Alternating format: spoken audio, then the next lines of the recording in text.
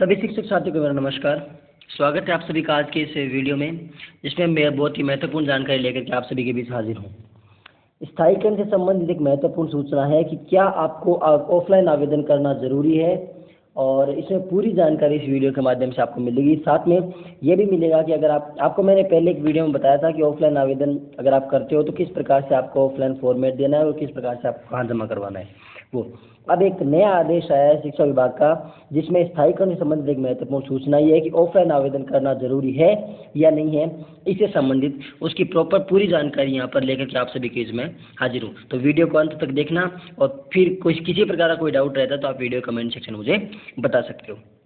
तो सभी शिक्षक साथी जो नवनियुक्त है उनका फिक्सेशन कंप्लीट हो गया है, मतलब उसका प्रोबेशन कंप्लीट हो गया, फिक्सेशन होने वाला है।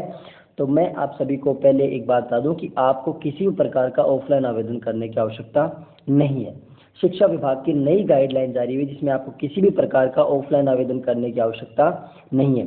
मैं आपको प्रॉपर इसका ऑर्डर, प्रॉपर इसकी PDF आपको प्रोवाइड करवा दूंगा। और बाकी आपके PO को उन पर डिपेंड करता है कि वो अगर ज़्यादा ही आपको फोर्स कर रहे हैं तो आपको करना ही पड़ेगा, उसको कोई इलाज नहीं है। बाकी इस प्रकार की कहीं कोई दस्तावेजों की आवश्यकता नहीं, क्योंकि जो डॉक्यूमेंट्स आप अब इनको प्रोवाइड करवाने जा रहे हो वो आप PO अपने UCO जो उन सब में पहले से आप प्रोवाइड करवा चुके हो, तो बार बार डॉक्यूमेंट को अपलोड करवाने की आवश्यकता आपको नहीं है। ओके, तो चलिए शुरू करते हैं वीडियो। ये पहले मैं आपको उस PDF का एक छोटा पेज दिखा देता हूँ कि PDF में से उसमें से निकाला हुआ कि स्थायीकरण आवेदन के साथ विभिन्न अधीनस्थ कार्यालय द्वारा हार्ड कॉपी की आवश्यकता नहीं है। अनावश्यक दस्तावेज मांगे जा रहे हैं जो सर्वथा अनुचित है। नियुक्ति आदेश, कार्याकरण आदेश और परीक्षा परिणाम आदि के दस्तावेज अपलोड नहीं किए जाने। नई इनकी हार्ड कॉपी की मांग, जो हार्ड कॉपी की मांग है ना, वो की जानी है। इस संबंध में संस्था प्रधान द्वारा प्रमाणीकरण ही पर्याप्त है। कि आपके संस्था प्रधान ने प्रमाणित कर दिया तो बस वही आपका आवश्यक है। ऑनलाइन स्थायीकरण आवेदन के साथ परीक्षा काल के आकस्मिक अवकाश के अतिरिक्त उपभोग किए गए अन्य किसी भी प्रकार के अवकाश, यदि कोई आपने अवकाश किसी भी प्रकार का लिया है, कोई आपने मेडिकल लिया है या फिर आपने किसी प्रकार कोई प्रसूति अवकाश लिया है, पितृत्व अवकाश लिया है, मातृत्व अवकाश लिया, वो सब अगर आपने लिए हैं तो ही आपके लिए एप्लीकेबल है, वरना आपको सिर्फ CL का विवरण भरना है। कैसे भरना है वो मैं आपको पूरी प्रोसेस बता दूंगा। इनका सक्षम स्तर से जारी स्वीकृति आदेश अपलोड किया जाना है।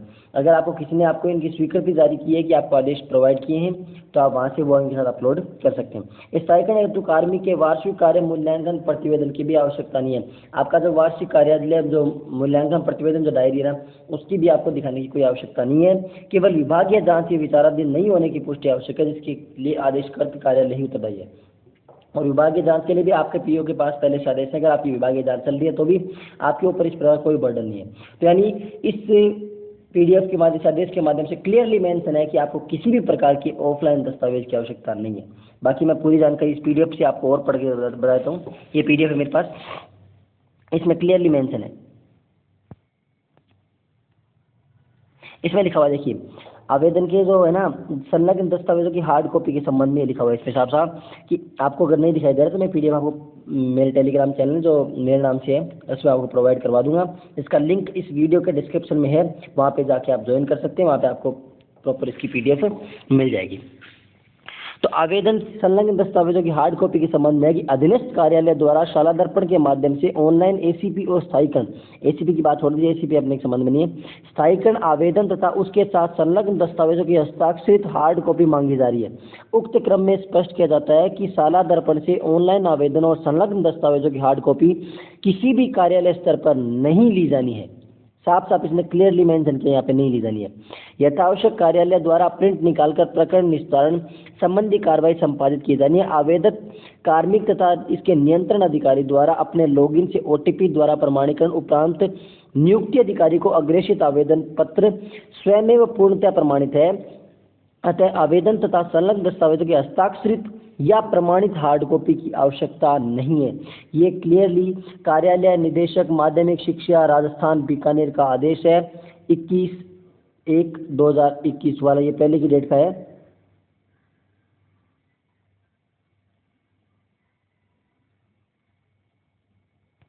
और इसके बारे में आपको आगे जानकारी से प्रोवाइड आपको करवाई जा रही है। ये पहले की डेट का है आदेश, ऑर्डर पहले का निकला हुआ है, लेकिन ये आपको मतलब पहले भी ये जो पुरानी वैकेंसी आई थी उनमें भी आपको ये चीज़ें थी, लेकिन अब आपको क्लियरली मेंशन है कि ये इन चीज़ों की जानकारी आपको प्रोवाइड नहीं करवानी है। ठीक है ना। नेक्स्ट आगे वाले, और नीचे देखो स्थायीकरण आवेदन किस किस प्रकार से करना है, ऑनलाइन शाला दर्पण के माध्यम से करना है, कौन चीज़ आपने CCL लिए नहीं लिए वो आपकी बात अलग है। ये चीज़ें यहाँ पे आपके सामने स्पष्ट रूप से लिखी हुई है। अब देखिए ये ACP के संबंध में है तो इनके बारे में अपने कुछ नहीं करना है, पूरी PDF आपको प्रोवाइड करवा दूँगा। अब आपको इस वीडियो में बता रहा हूँ कि ऑनलाइन आवेदन आपको करना कैसे है।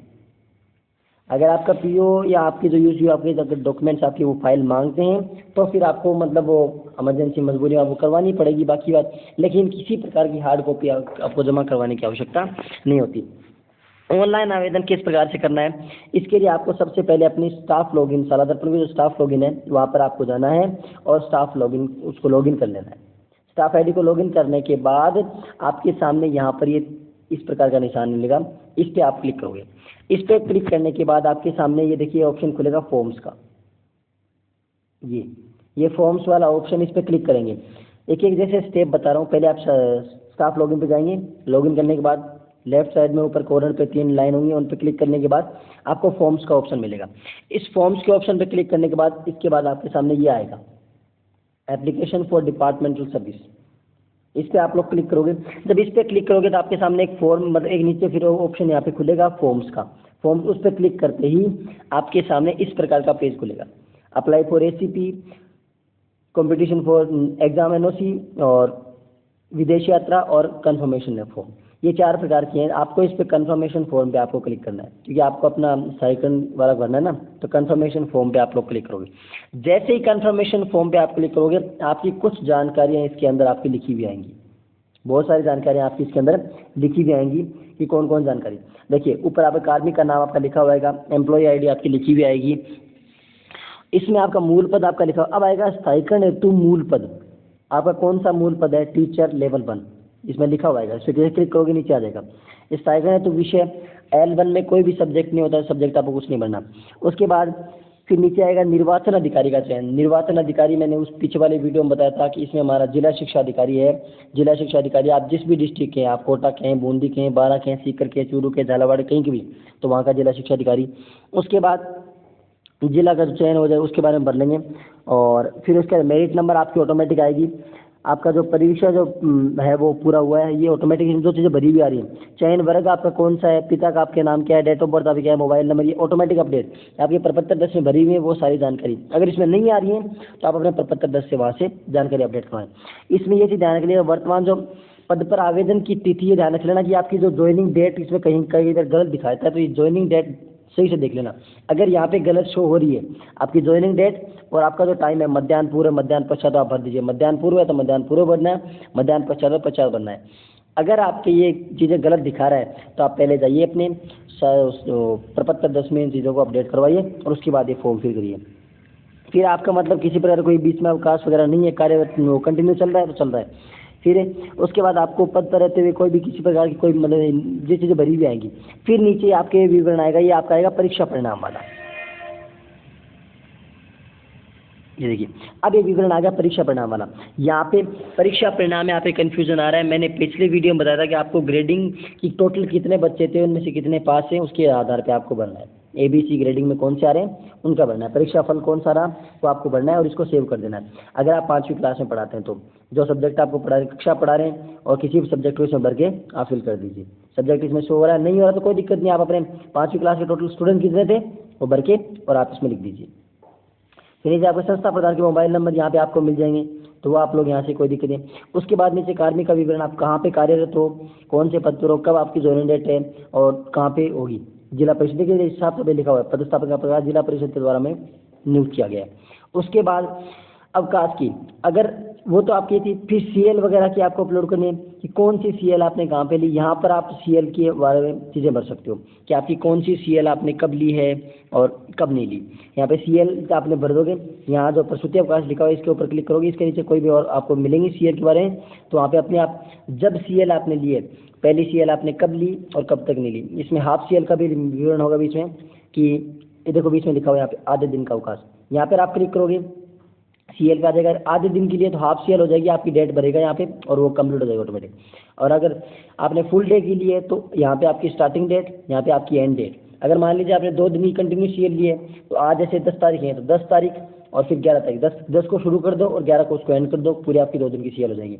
और ये चीज़ें मैंने आपको पहले बताई थी कि अगर आपकी 2 सीएल हैं, बीच में कोई और सर जो राजकीय अवकाश है, जैसे हमारे संडे आ रहा है, कोई भी छुट्टी आ रही है, तो आप पहले दिन की अलग सीएल कीजिए, उसके बाद वाली सीएल अलग कीजिए, क्योंकि अगर आप कंटिन्यू करेंगे तो आपकी वो 3 दिन की सीएल काउंट हो जाएंगी, तो वो चीज़ें मिसमैच हो जाएंगी। ये तो सीएल का था। सीएल जिस प्रकार से आपने ऑफलाइन जो आपको फॉर्मेट बताया था उसमें आपने भरी थी, उसी प्रकार की सीएल आपको इसमें फिल करनी है। अब उसके बाद प्रसूति अवकाश, किसी भी प्रकार का आप अगर और अवकाश आपने लिया है, कोई पितृत्व, मातृत्व, प्रसूति अवकाश आपने लिया है, तो उसके बारे में यहाँ पे क्लिक करोगे। फिर आपने कब से लेकर के कब तक किया वो भरोगे। उसका जो भी आदेश कहाँ से आपने निकला, पीओ से निकला है कि डीओ से निकला है कि सीबीओ से, कहाँ से निकला है, वो चीज़ आप उसमें फिल करोगे और उसको सेव कर दोगे। ठीक है, और फिर नीचे सेव करके एक बार इसको सेव करके और फिर जानकारी एक बार फिर चेक कर लीजिएगा। फाइनल सबमिट करने से पहले सारी जानकारी चेक करके फिर फाइनल सबमिट कर दीजिए।